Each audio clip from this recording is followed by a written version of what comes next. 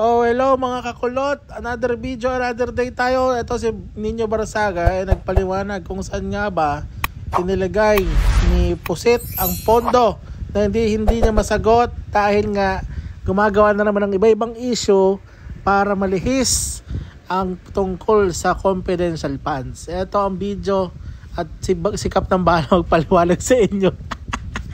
Ay naku, kita yung picture sa harap. Yan po si Pusit ngayon. Nabaliw na.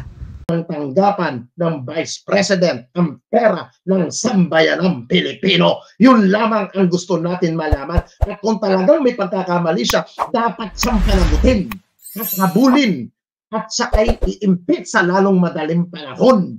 Wala kaming pakialam kung ano man ang sinasabi mong nilulutong impeachment sa'yo.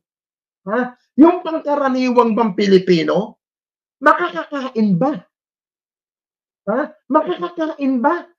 Makakabili ba ng bigas ang isang pangkaraniwang tao sa sinasabi mong impeachable sa'yo? Na wala pa naman sinasabi ng mga mambabatas. Wala pa yan sa agenda. Ang agenda ng Kongreso, malaman ang katotohanan. That's it. Yun lang. Ha? Yun lang ang gusto namin. Kagalang-galang, Vice President. Yun lang po. Hindi namin kailangan yung marami kang sinasabi. Ha? Marami kang sinasabi kung ano-ano na wala sa issue. Doon tayo tumutok. Saan mo ba dinala ang pera? Kagaya ng ginawa mo na lumalabas, parang ginamit mo ang Philippine Army. Ha? Yung Philippine Army parang ginamit mo sa personal mong agenda, parang nagamit ang Philippine Army dito. Na pinalabas, doon napunta ang pondo. Eh, ang Philippine Army may sariling pondo, may sariling budget. Ha? Ang gusto namin malaman dito, gaano katotoo yung napanood na naman namin sa Kongreso na ang mamahal ng mga inupahan mo na safe house. Para ba saan yung safe house na sinasabi na yan? Ha? Pag-usapan natin yan mga kapatid.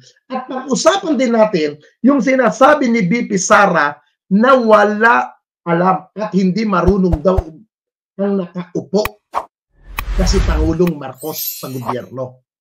Bakit ikaw? Matanong lang kita, madam. Ha? Meron ka bang nalalaman? Meron ka bang alam sa national government as Vice President? As DepEd Secretary? Meron ka bang nalalaman sa ganyang pwesto mo? Kung sinasabi mong walang alam at hindi marunong ang ating Pangulo, ikaw, mas may alam ka ba para panumunuan ang bansang ito? Kung sinasabi mo, Vice President, na walang alam at hindi marunong si Pangulong Marcos, mas nanaisin ko na si Pangulong Marcos ang naupo. Bakit? At least yung mama nagtatrabaho. Kaysa bigyan ka ng oras, kaysa bigyan ka ng pagkakataon na sagutin na wala namang katutunan at wala namang kwenta ang mga sinasabi mo dahil atat ka lamang at halatang nililigaw mo ang usapin about sa confidential fund mo. Eh, madam, yung sinasabi mong walang alam at hindi marunong na si Pangulong Marcos, kung ikukumpara sa'yo, mas may alam yung mama eh. Ha? Mas may alam yung mama sa'yo na totoong nagtatrabaho. Ha? Kita mo nga. Start to the beginning. Sino bang putak ng putak laban sa gobyerno? Sino bang umaatake sa Marcos administration? Di ba kayo? Pamilya mo ang umaatake, madam. Kahapon nagpapa-press conference ka, kung ano man ang kaikikan mo, kung ano man ang kadramahan mo, putang ina, hindi namin ini-expect na ganyan pala ang pag-uugali mo. Ano sinasabi ko? Hindi ako Marcos supporter. Hindi ako bumoto kay Pangulong Marcos.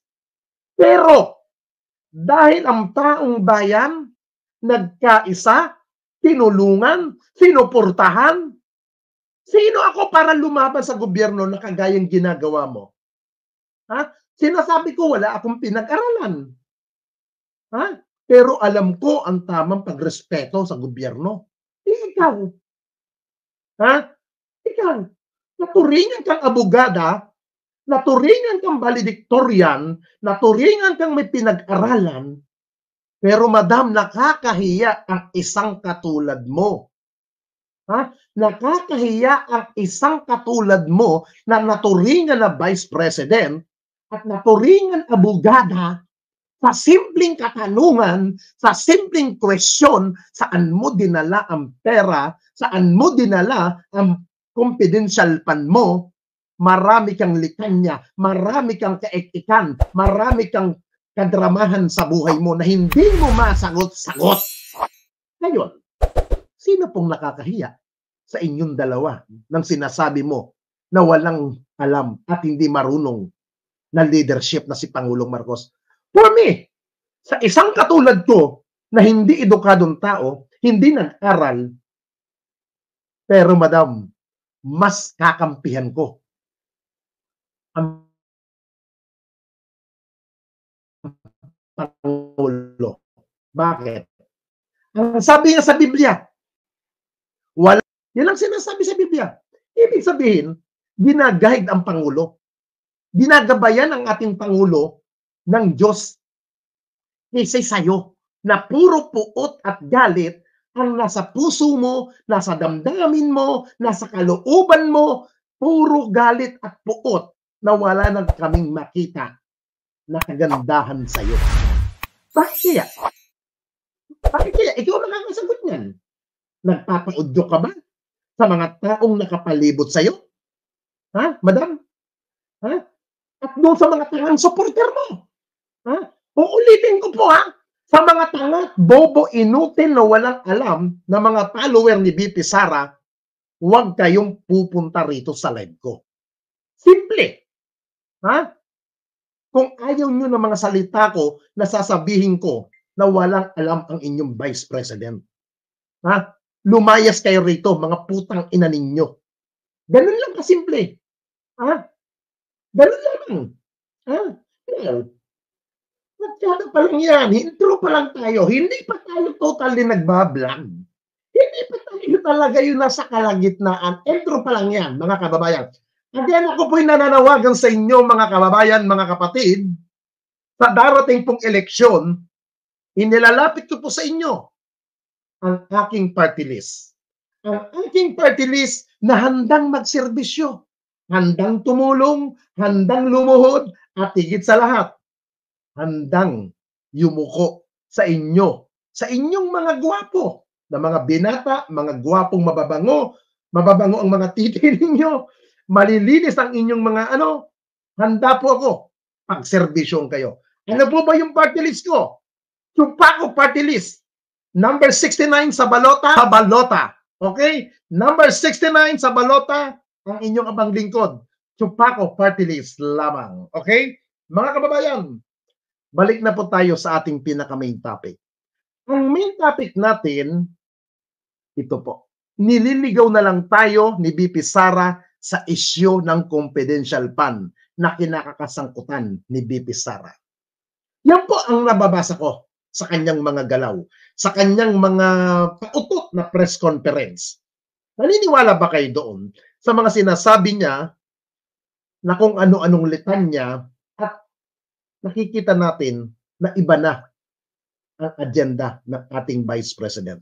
Di lumalabas para makaiwas siya sa mga katanungan, para makaiwas siya sa mga katanungan sa kanya, umiiwas siya sa mga pagsagot kung ano-ano na lang ang ibinabato niya sa kasalukuyang administrasyon ni Pangulong Marcos. Sa bagay nga po mga kaibigan, kung wala ka itinatago at wala kang ginagawang masama, hindi mahirap sa isang taong tinatanong kung alam mo sa sarili mo na malinis kang pagkatao mo at malinis ka bilang public official. Pero kung alam mo sa sarili mo na marami kang ginawang kabalbalan, hindi mo napaayos, hindi mo maipaliwanag dahil sa kadahilanan, alam mo sa sarili mo na may ginawa kang kabalbalan, talagang hindi ka sasagot. At ang gagawin mo, gagawa ka ng paraan para ilihis ang mga itatanong sa'yo at gagawa ka ng ibang isyu na kung ano-ano. At higit sa lahat, mga kababayan, huwag po tayong makakalimot. Huwag po tayong makakalimot sa sinasabi ni Vice President Sara Duterte nung dati niyang mga sinabi. Ipapanood ko po muli ang mga dati niyang sinabi. Panoodin niyo ito. Ang motive dyan is very simple. Mababasa mo naman kaagad eh. Ang motibo dyan is perpetuation in power. So lahat ng threat sa power mo, sisirain mo talaga. It's very obvious. Sa lahat ng naririnig mo, nakikita mo na ginagawa, ang motibo dyan is ayaw ko na bumaba sa akin na ito forever. Kaya sirain ko kayo lahat. Wala akong pakialam kung totoo man o hindi ang paninira ko sa inyo. Basta lang masira kayo. Yan yung motibo dyan. It's all about politics. Everything is all about politics and power.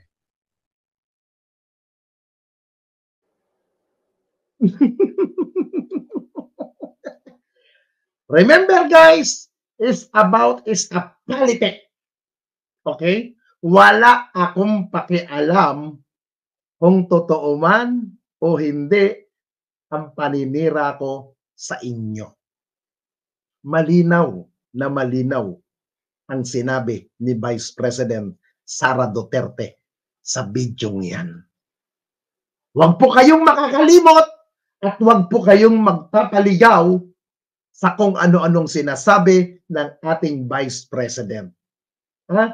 Sa mga bagong pasok, sa mga ngayon lang nakapunta at ngayon lang nakapanood, pakinggan yung mabuti isa-isa ang sinabi ng ating kagalang-galang na Vice President na Burike. Ang motive dyan is very simple. Mababasa mo naman kaagad eh. Ang motibo dyan is perpetuation in power.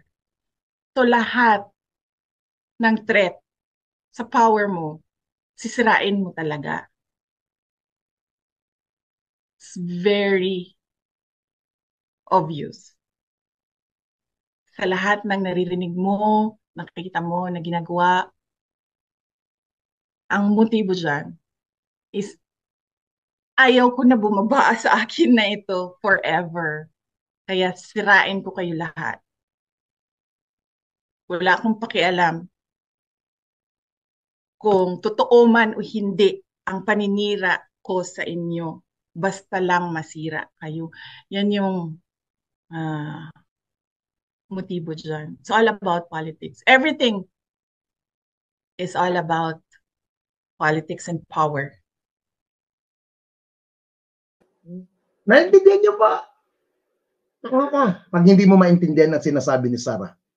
Isa kang bobo pag hindi mo naunawaan ang simpleng Tagalog na pinagkasalita ng Vice President mo. Pag hindi mo naunawaan yan, yung sinasabi niya about is the politics, hindi na ako papayag na bitawan ang kapangyarihan ito. Hindi na ako papayag na mawala pa sa aking ito. Gagawin ko ang lahat para lamang mapanatili sa kapangyarihan. Kung mapanira o gawang-gawang kwento, kung ito'y kadramahan, wala akong pakialam. Manatili lamang ako sa kalarangan ng kapangyarihan. Kung kinakailangan wawasakin ko ang administrasyon nito, ay gagawin ko para lamang ako'y mapanatili. Yan ang nakakatakot sa isang katulad ng ating Vice President. Yan ang nakakatakot, mga kababayan, na marinig natin sa ating Vice President na si Sara.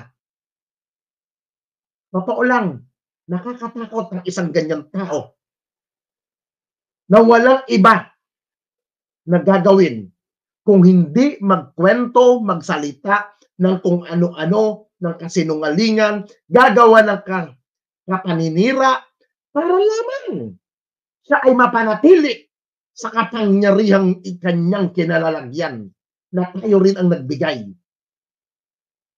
Di ba? Yan ang pinagsisisihan ko kung bakit ko pa kinampanya ang dagang Vice President na yan, mga kapatid. Ha? Yan ang malaking pinagkasisihan ko, mga kababayan. Ha? Lahat tayo binudol ni Sara Duterte na akala natin ay totoong agenda na para sa bayan. Ha? Dati, galit na galit siya pag tinitira si Pangulong Marcos during election. Galit siya sa mga Duterte vlogger pag binabakbakan si Pangulong Marcos. Galit siya dati. And I don't know hanggang ngayon kung galit siya kay Senator Bongo. Pag alam niya na tao ka ni Bongo, malapit ka kay Bongo, tablado ka kay BP Sara. Yan ang katotohanan dyan, mga kababayan. Ha? Ngayon, mukhang kinakain na ni Sara ang kanyang mga pinagkasabi. Bago tayo magpatuloy, mga kaibigan, alam ko na nakamonitor sa atin ang ibang staff ni Senator Bongo. Alam ko nanonood sa akin ang ibang staff ni Senator Bongo. Ha? Itong pakiusap ko po sa inyo, mga ma'am. Huwag niyo akong tatawagan para sabihin ninyo na i-clear ko ang vlog ko nung isang araw about kay Muking. Hindi ko na papangalanan kung sino itong taong ito.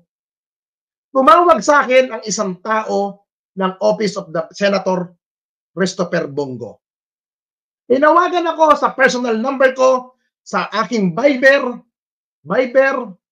cell number ko, tinawagan ako. Ang gusto nilang mangyari, ayusin ko daw ang vlog ko about kay Muking. Ayusin ko, hindi man nila sabihin rektahan, mga kaibigan, na wag na ako makisawsaw kay Muking. Wag ko nang ibablog si Muking. Yun ang dating sa akin nung panatawag ng isang babae na staff mismo ni Senator Christopher Bongo. Many times kong sinasabi, wala akong masasabing masama kay Muking. Kung ano ang nabitawan kong pananalita sa vlog ko, kung ano ang na-live ko, yun na po yun. Hindi ko po ugali na bumawi sa bawat vlog ko. Hindi ko po ugali na babaliktarin ko kung ano man ang na-vlog ko. Huwag nyo pong hantayin. After ng live kong ito, huwag nyo na akong i-message. Huwag nyo na akong tatawagan. Ha? Yun ang pakiusap ko sa mga ibang tao ni Senator Bongo. Huwag nyo akong tatawagan para kulitin na mag-live ako at ayusin ko yung sinabi ko about kay Muking. Ha? Dahil pag ako nag-visit, ilalabas ko kung ano ang mga mini-message nyo sa akin na pangungulit nyo sa akin. Huwag nyong hantayin na magkaaway-away tayo. Huwag nyong hantayin na ilabas ko ang inyong mga message sa akin. Ha? I know to data privacy. Alam ko tinatawag na data privacy. Pero kung ako ang uurutin ninyo, tandaan ninyo, this oras ng gabi tatawagan nyo ako? Anong oras? Tulog ako, gigisingin nyo ako sa tawag ninyo? Para lamang sa walang kakwenta-kwentang gusto ninyong mangyari? Ha? Hindi ko po gagawin ang gusto ninyong mangyari. Kung ano man ang katapatan kong ibinigay sa inyo noon, ay yun na po yun. Ha? Kaya ako po'y nakikiusap sa staff ni Senator Bongo, huwag mo na akong tawagan, madam. Huwag mo na akong tatawagan para lang sabihan na ayusin ko at ilabas ko ang clarify na hindi totoo yung mga pinagkasabi ko sa vlog ko. Huwag nyo na akong tatawagan para dyan. Yun lang ang pakiusap ko. Ha? Yun lang pakiusap ko. Buti nga yung isang opisyal ng gobyerno dati ni Pangulong Duterte na tumawag sa akin na pinababalik ako sa kampo ninyo ay hindi na tumatawag. Huwag mong sundan yun, madam. Habang may respeto pa ako sa inyo. Ha? Huwag mong sasabihin, pamumukha sa akin, madam, na lahat ng hiningi kong tulong kay Senator Bongo ay ibinigay niya. Hindi po ako nakakalimot doon. Hindi po ako nakakalimot sa itinutulong nyo sa akin nung past. Ha? Hindi po ako nakakalimot, pero utang na loob. Huwag nyo akong tatawagan para mag-attempt na huwag ko nang i-content si Muking. Ha? Nagagalit kasi. Ang gusto nung tumawag sa akin, babanggitin ko yung isang vlogger. Ang gusto nung sinabi ng vlogger ay ang gusto nung staff ni Senator Bongo, pasinungalingan ko daw yung mga sinabi doon sa vlog ni Mac Pablo. Hindi ko ipapakita pangalan mo, pero ipapakita ko yung message mo sa akin. Tatakpan ko yung pangalan mo, tatakpan ko yung pagkakinalan mo. Nasaan yun? Huwag nyo na akong tatawagan, madam. Kahit i-delete mo yan, naka-screenshot po ito, madam.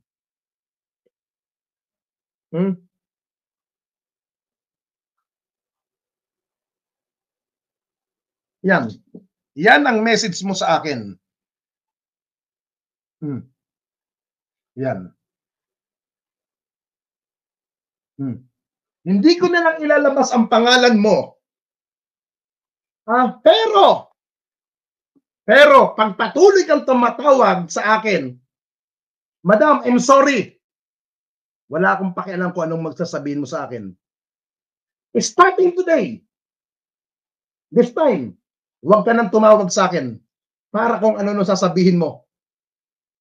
Tapos, ang usapan, huwag nyo akong hilain na sumama kung anong gusto nyo. Ang katapatan ko hindi sa isang tao. Kung ano ang gobyernong hinilagay ng ating Hesukristo, kung ano ang pinili ng ating Diyos, doon ako susuporta.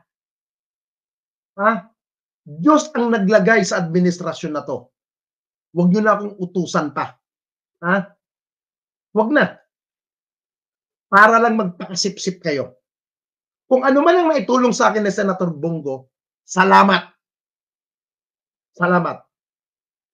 Salamat sa mga naitutulong niya sa akin. Pero, yung naitulong, kung ano man ang naitulong sa akin ni Senator Bongo, yun ay pera din ng taong bayan. Yun ay pera din ng sambayanang Pilipino. Hindi yung pera ni Senator Bongo na galing sa bulsa niya. Yun lang po ang pakiusap ko. Huwag nyo pong hintayin na ilabas ko ang mga pangalan ninyo na kayong mga tumatawag sa akin na tauhan ng past administration. Kilala nyo naman ugali ko. Habang ako ang kinukulit nyo, habang ako ang dinidildil ninyo, nag-iiba ang ugali ko. Huwag nyo hantayin na gumanon. Magkakahiyaan tayo. Kahit i-delete nyo ang message nyo sa akin, nakasave ang mga message nyo. Huwag nyo anuhin. Huwag nyo akong kulitin. Yun lang. Alam ko, nakamonitor ka. Dahil nakakulay blue na yung Viber mo. Madam, tigilan mo ako. Imbis mapabuti ang gusto mong mangyari doon sa boss mo, baka lalong magalit sa'yo. Alam naman ng boss mo ayoko na kinukulit ako. Wala akong galit kay Senator Bongo. Si Senator Bongo tahimik lang yan. Hindi nangungulit yan. Pero madam, para magpabango ka na magpabango sa boss mo, huwag mo na akong idamay. Pag pinakita ko yung buong pangalan mo sa social media, magkakahiyaan tayo. Yun lang po ang pakiusap ko. Ayoko na dinidiktahan mo ako, madam. Ang didikta na yun Hindi po bukal sa kalooban ko na tatawagan mo ako at sasabihin mo, i-clear ko, i-clarify ko kung ano lumabas sa bunganga ko, ayun na yun. Ha? Huwag nyo nang gagawin, natatawagan pa ako. Huwag na. Yun lang ang pakiusap ko. Ha? Sa issue lang tayo tumutok. Sa issue lang. Sa issue lang tayo. Ha? Doon lang tayo. Ha? Doon lang tayo. Doon lang tayo. Kung walang issue, wala akong itatapik. May issue eh. Lumabas po yan sa mga national news. Ha? Ha? Lumabas yan eh. Kaya wag na tayong paano-ano. Ito may kupal na pumasok. O paulit-ulit pala, tutulungan kita na makaalis ka na rito para hindi ka na mahirapan kapanunood sa akin. Okay? O Ricardo, babay na. Ha?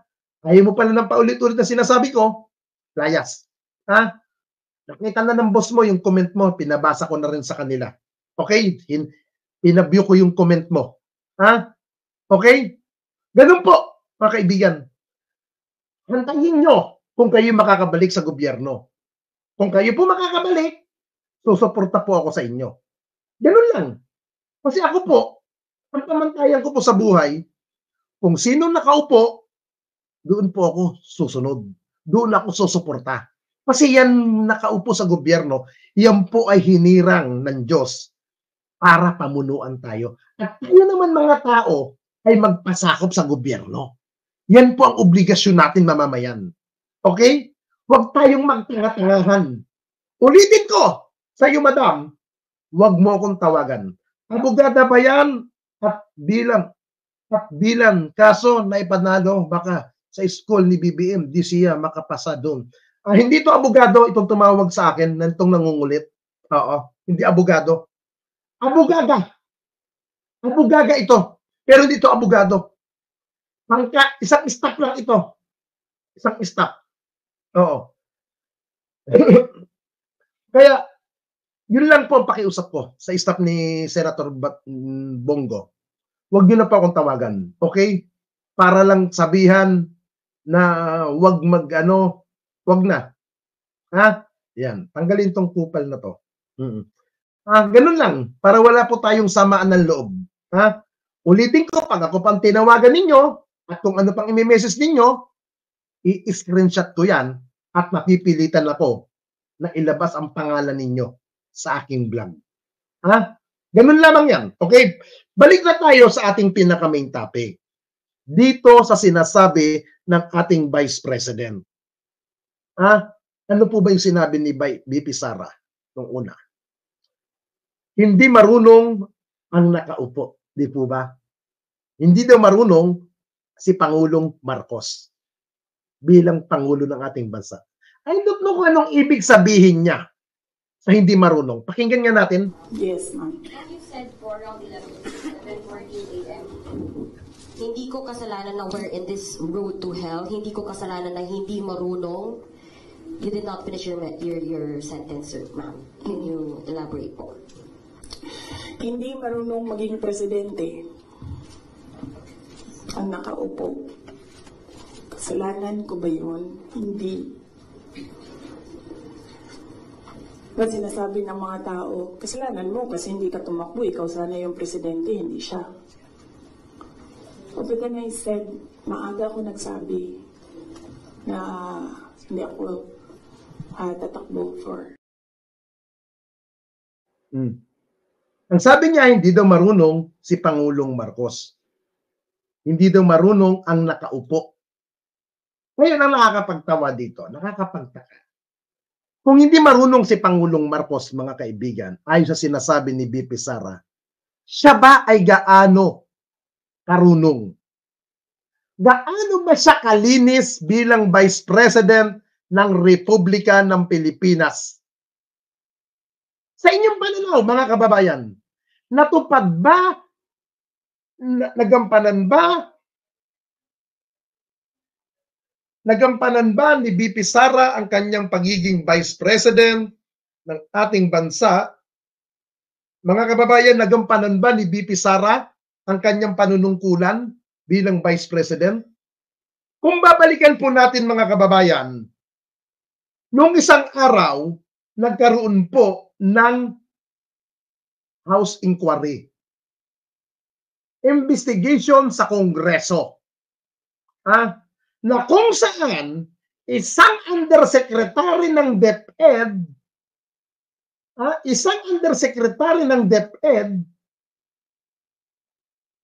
inakusahan ni Congressman Pimentel na isang government official na undersecretary daw ng DepEd.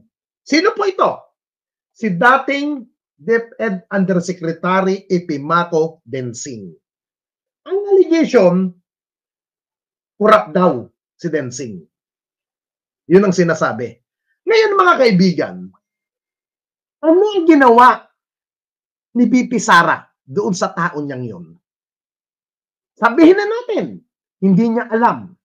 Sabihin na natin, wala siyang alam sa ginawa ni Densing. Kung totoo man yun o hindi, sila silang nakakaalam.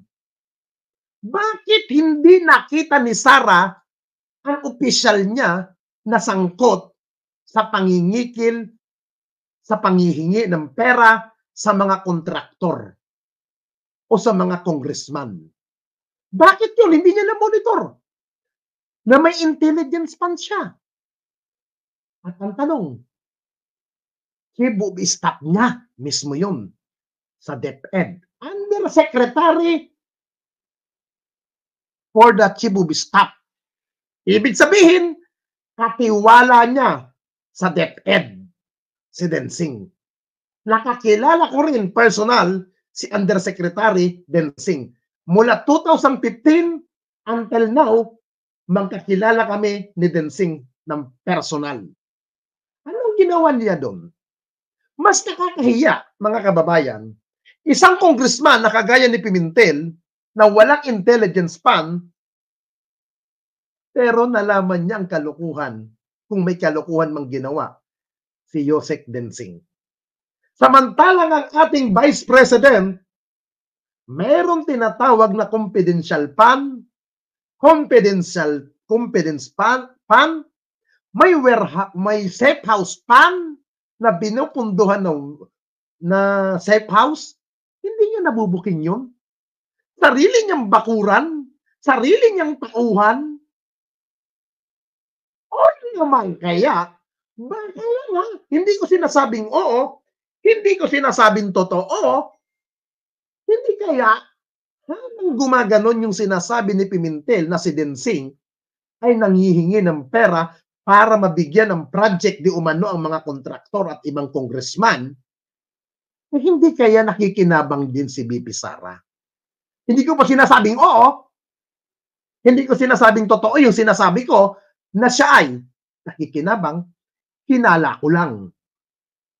Kasi kung ang isang congressman, mga kababayan, pakinggan niyo po to ha, kung ang isang kagaya ni Congressman Pimentel walang intelligent pan, pero na-monitor niya ang ginagalaw ng sariling tauhan ni VP Sara, eh bakit si Sara hindi niya nagawa na ma-monitor? At hindi niya magawang sibakin si Densing nung panahon niya bilang ang sekretary siya ng DepEd. At bakit iniwan niya pa? Bakit iniwan niya pa si Densing sa panahon ni Secretary Angara? Yun po ang katanungan dito eh. Kung walang alam si Pangulong Marcos bilang Pangulo ng Bansa, ikaw, Vice President ka, ano ang alam mo at anong napatunayan mo bilang DepEd Secretary? Sarili mo ng bakuran, tinataihan ka sa bunbunan mo. Ha? Tinataihan ka na, VP Sara, ng chief of staff mo na si Densing. Ayon kay Congressman Pimentel na isang corrupt official daw si Densing. Ito nakakataka eh. Ang lakas ng loob mo magsabi na hindi marunong ang Pangulong Marcos, eh ikaw, ano bang alam mo? Matanong namin.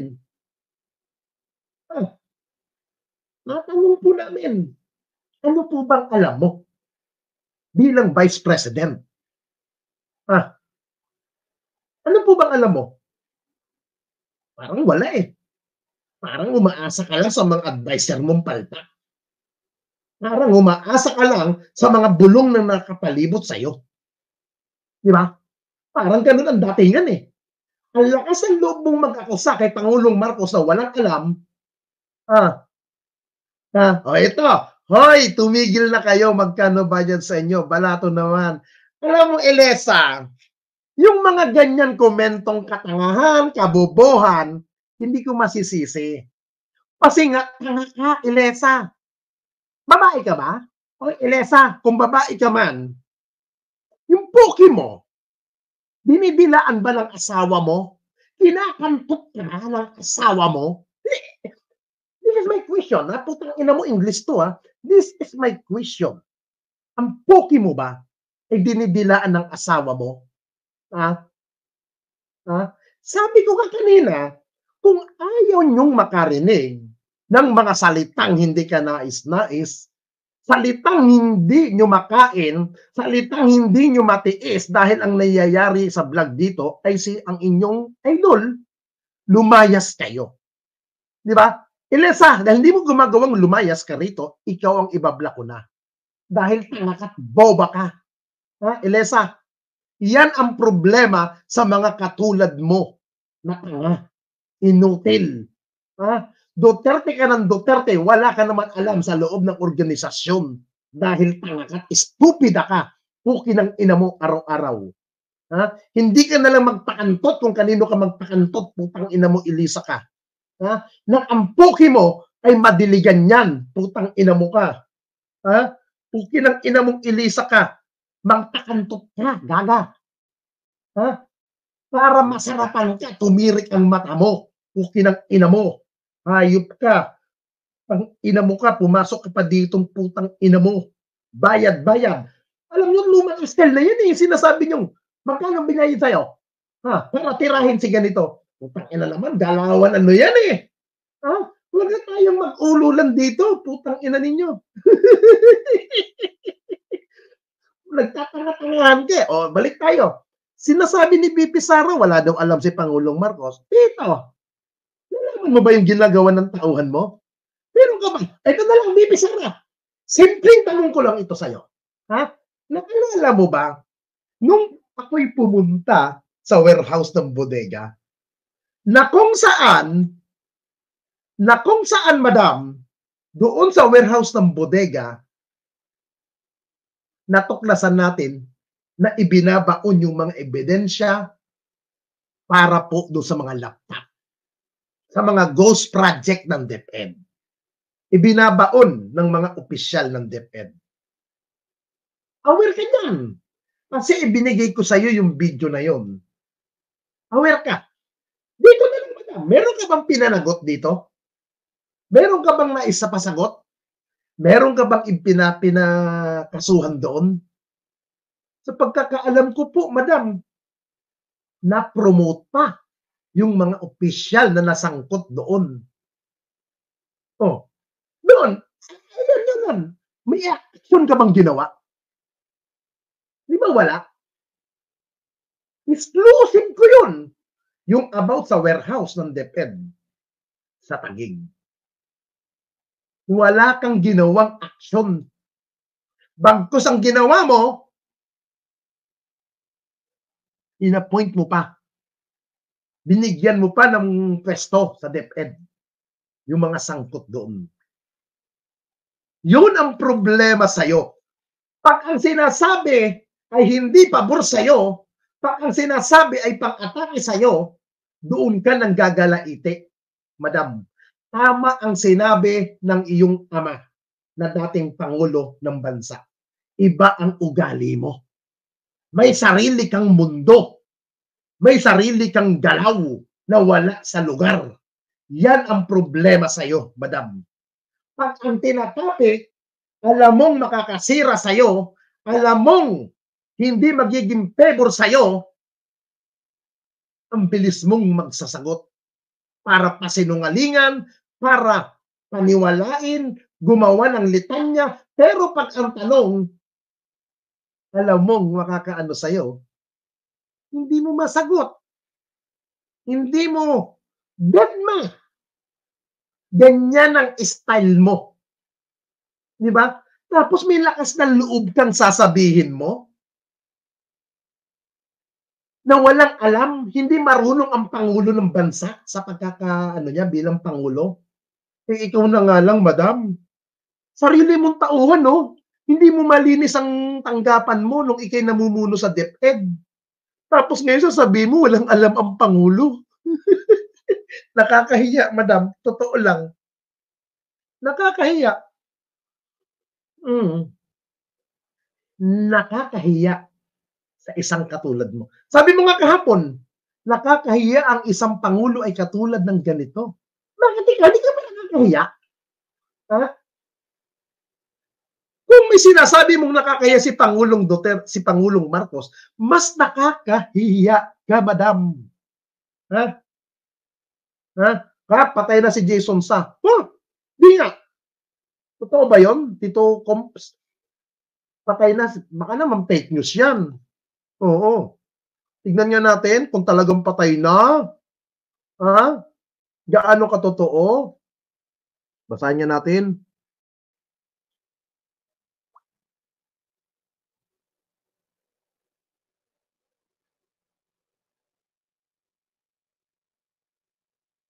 Ha? Gaano katotoo?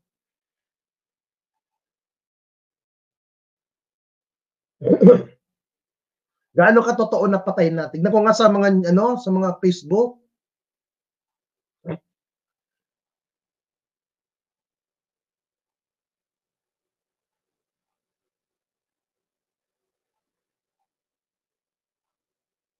Wala pa naman Oh.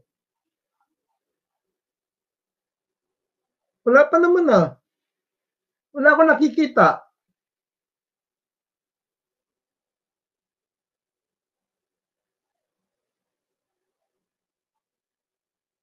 Check na natin, baka fake news ka eh. Wala pa naman wala pa naman. Fake news ka eh. Fake news ka, kaibigan. Huwag ganon. Hantayin natin, kusang mamamatay talaga yan kung mamamatay. Ha? Huwag ganon. Ha? Eh, dapat kung patay na yan, dapat na balita na kagad yan sa mga YouTube. Di ba? Dapat na na yan, sa news. Bakit wala? Eh, kung namatay, wala namang problema sa akin. Magtitirik ako ng kandila para sa kanya. Eh, kaso buhay pa naman yan eh.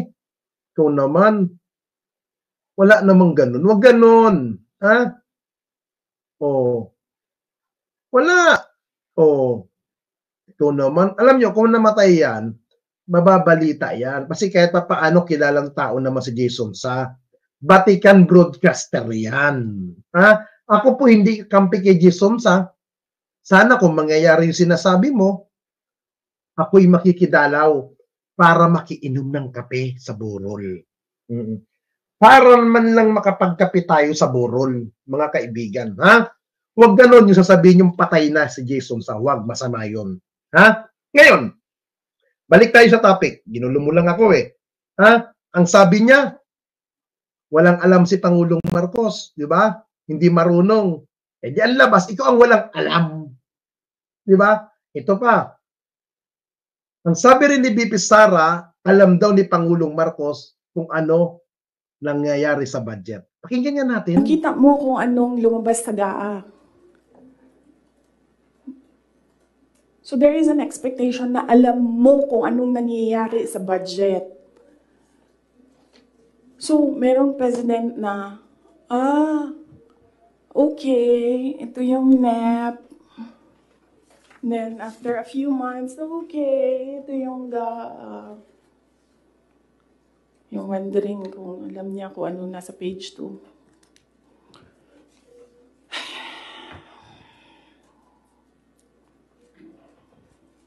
So, that's DepEd budget. Ang huli is yung taong bayan. Okay? So, pwede ba, pag nakita nyo siya, sabihan nyo siya, alam nyo, don't ever mention her name or say na I was deceived by her, ganyan. Para hindi tayo nagaganito ba? Ayoko yung pag-usapan, yung mga ganito na bagay. So sabihin niyo sa kanilang lahat, huwag niyo na lang banggitin yung pangalan niya kasi pag binanggit niyo yung pangalan niya,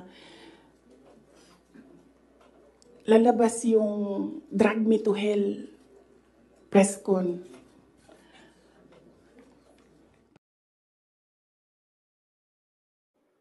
Ano sabi niya? Huwag na daw siyang i-mention kasi lalabas daw yung drag to the hill. I don't know what do you mean? Kasi nasabi niya. Kasi parang lumalabas, alam na alam niya yung mga video ng mga inaako sa kay Pangulong Marcos. Maliban na lamang kung sila ang nasa likod na nagpapakalat ng mga fake news na video na yan para lang sirain si Pangulong Marcos. Kasi sabi niya nga sa likod ng dulo niya nang hindi na lumabas ang mga video at baka may mga lumabas. Lagi natin tandaan mga kaibigan lahat ng sinasabi ni BP Sara, lahat ng kanyang binibitawan na statement, mga kaibigan, ito po ang kalakip po nun. Ang motive dyan is very simple. Mababasa mo naman kaagad eh. Ang motibo dyan is perpetuation in power. So lahat ng threat sa power mo, sisirain mo talaga. It's very obvious. Sa lahat ng naririnig mo, nakikita mo na ginagawa, ang motibo dyan is ayaw ko na bumaba sa akin na ito forever. Kaya sirain ko kayo lahat. Wala akong pakialam kung totoo man o hindi ang paninira ko sa inyo. Basta lang masira kayo. Yan yung motibo dyan. It's all about politics. Everything is all about politics and power. Narinig niyo po ba? Lahat ng bibitawan, lahat ng ililitan niya ng ating Vice President is about the politics. Ayoko nang bitawan ang kapangyarihan. Ayoko nang bumaba. Yes, fake news yan. Yeah. Oo. Naano ko naman, kasi chinig ko kaagad eh. Chinig ko kaagad. Yan po mga kaibigan, fake news yun. Tama, fake news. Fake news po yung sinabi nung tao na yon. Doon sa mga may jacket, pakisipa na lang yung tao na yan. Sipain nyo na sa ating channel. Sipain nyo na lang mga kababayan yung kanyang account. Fake news yun. Yung ginawa nung tarantado na yun. Hindi naman ako basta maniniwala na patay na yung mama. Naghahanap ng butas yan para isusundot nila sa akin. Ayan, pinakita ko yung comment niya. Kaya sabi ko nga, patay na daw yung personalidad na yon. Hindi na booking natin na hindi totoo. Di ba? Yan pong mahirap sa inyo mga kaibigan. Huwag po tayong basta magpapadala sa sinasabi ni BP Sara. Kasi baka mamaya, sa mga sinasabi ni Sara, yan po ang atin ikaliligaw. Yan ang atin ikakapahamak. Dahil sabi niya nga, it's a politic. Di ba? About sa kapangyarihan, about sa pwesto, ayaw niya nang bumaba sa kapangyarihan. Di ba? Yun lang. Lahat ng paninira, lahat ng kung ano nung gagawing pagpitagping kwento, gagawin ng ating Vice President. Para lamang mapanatili siya sa kanyang kinalalagyan na power. Yun lamang po ang gusto niyang mangyari. Di ba? Ngayon, meron pa siyang sinasabi kahapon, mga kaibigan. Ito pa ang kanyang sinasabi kahapon. Next week daw, ang kanyang next agenda ay si House Speaker Martin Romualdez. Next week naman daw, si House Speaker Martin Romualdez ang kanyang ilalabas. Ano ilalabas niya? Gagawa ng kung ano-anong kaletsihan, gagawa ng mga fake news para lalong ipahiya, sirain ang House Speaker of the House. Alam niyo dito, ito pong maganda rito sa sinabi ni Sara. Ito pong maganda. Panoodin natin. Alam nyo, next week na lang yung kay Martin. Pero si Martin talaga is an embarrassment for the Philippines in the global stage. Kakahiya. Next week na lang or next week after Undas. After Undas, pag-start ng house. No? Pwede? Narinig niyo po mga kaibabayan? Next week na lang daw si House Speaker Martin Romualdez after ng Undas. Alam niyo po ang maganda rito sa sinasabi niya. Alam niyo kung bakit galit na galit ang ating Vice President sa Kongreso kay House Speaker Martin Romualdez? Simple lamang po. Simple lang. Kasi dito po sa Congress na pinamumunuan ng ating House Speaker, dito natin nakikita, dito natin nasasala kung gaano ba kalinis ang mga nasa gobyerno.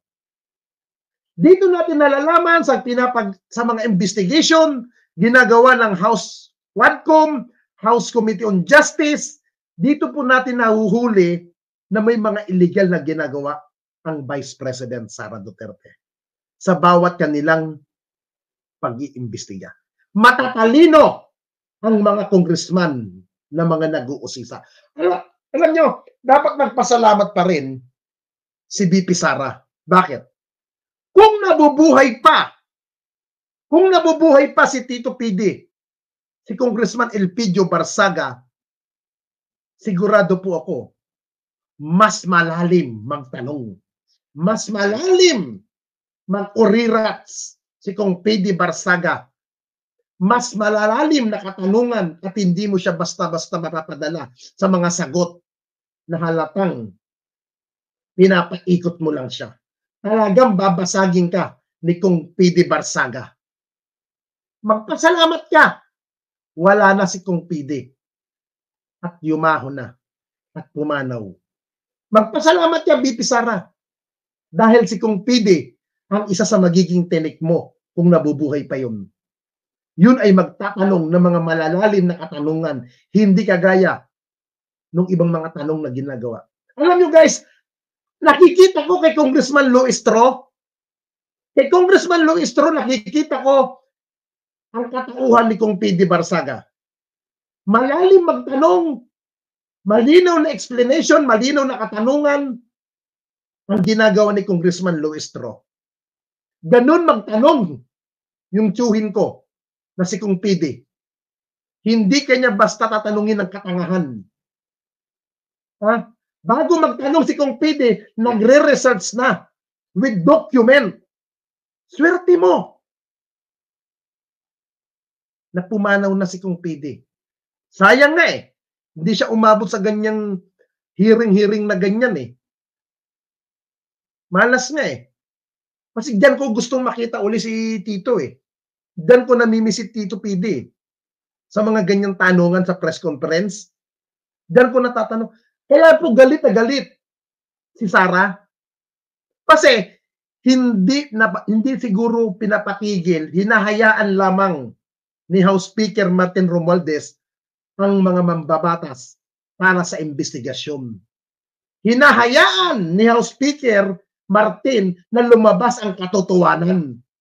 Dahil ang ginagawa ng leadership ni House Speaker Martin Romualdez ay hindi pabor kay Sara Duterte at kakasira ni Sara Duterte ang mga naglalabasan at mga isyong hindi natin nalalaman ay nabubuking natin dahil sa mga Quadcom sa House Inquiry. Yan ang ikinagagalit ni Sara Duterte kay House Speaker Martin Romualdez.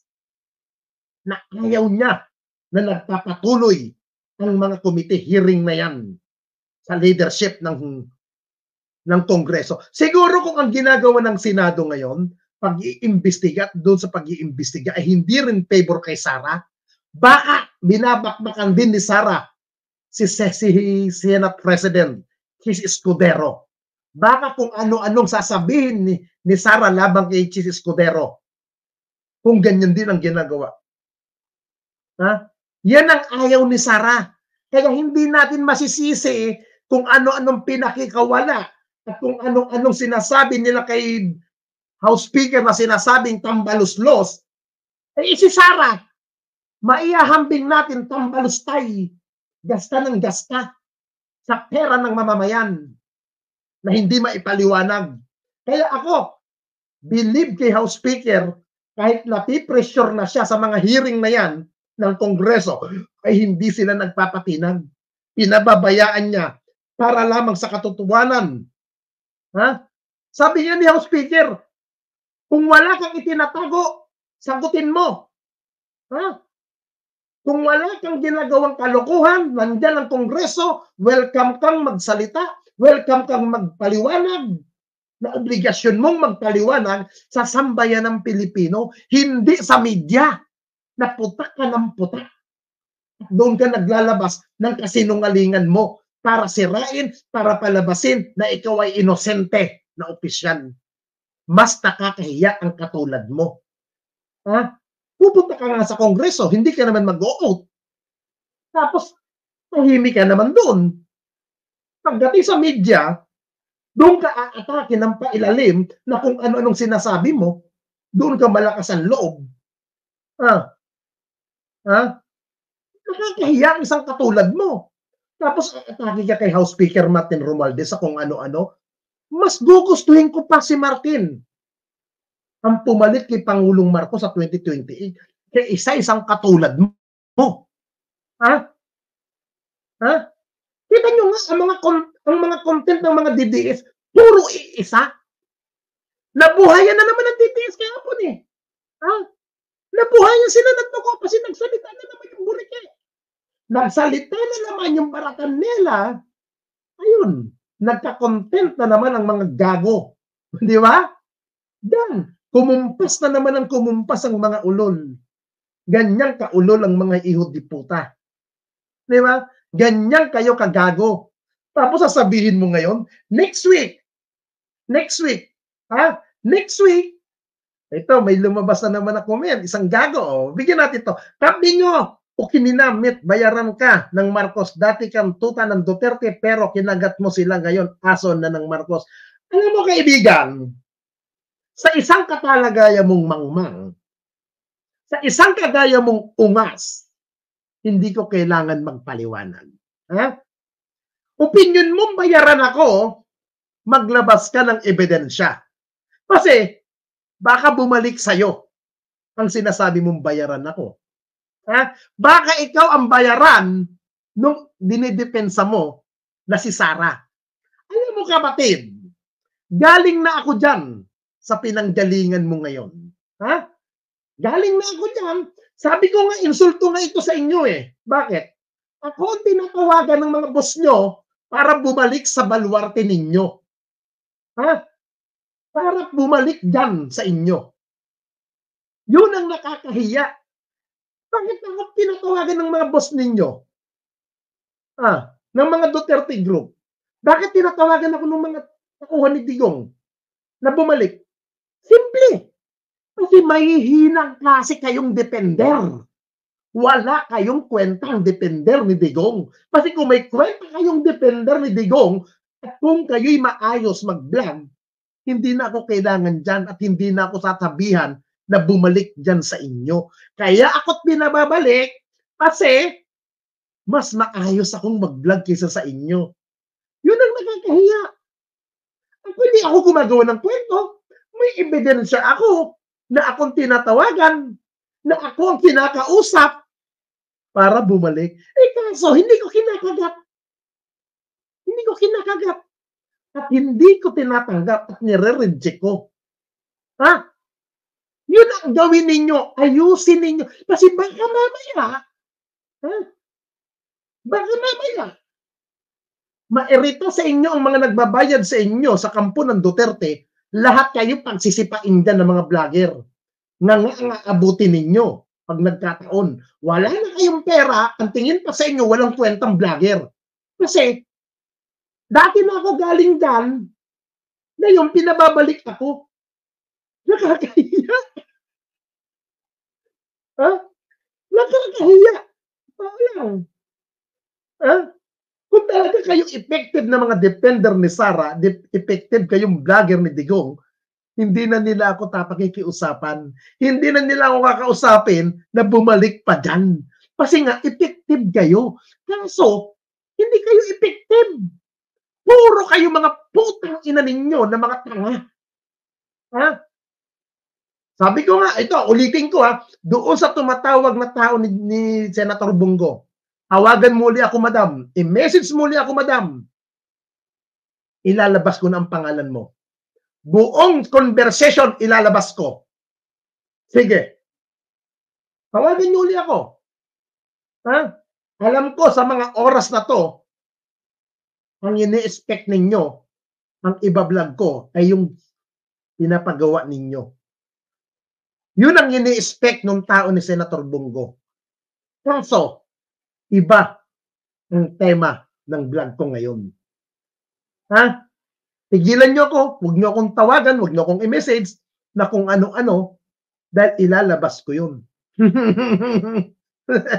Ay, tungak, ha, Juan de la Cruz, yung sinasabi mong dami kong audio, ilabas nyo. Ha? Ilabas nyo, kasi ang daling mag-edit eh.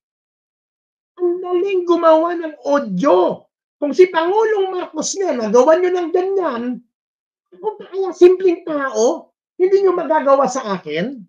Ha? Ako, hindi ko magawa ng kwento na tinawagan ako kasi may number sa akin yung tauhan ng mga boss nyo. Ha? May number sa akin ang mga boss ninyo. Alam yan ng mga kapwa nyo opisyal ng gobyerno ang mga number ninyo. Oh, na nagme-message sa akin tauhan ng mga boss nyo, hindi mo mapapasinungalingan ang mga number. Ha? Hindi mapapasinungalingan. Ha? Eh, yung sinasabi mong dami kong audio, ba't hindi mo ilabas? Ha? Nang ma-wiretapping ka. Di ba may wiretapping tayo? Ha? Ilabas nyo. Puro kayo panakot. Ha? Puro kayo banta. Hindi nyo naman magawa. Bakit? Kasi mga tanga kayo.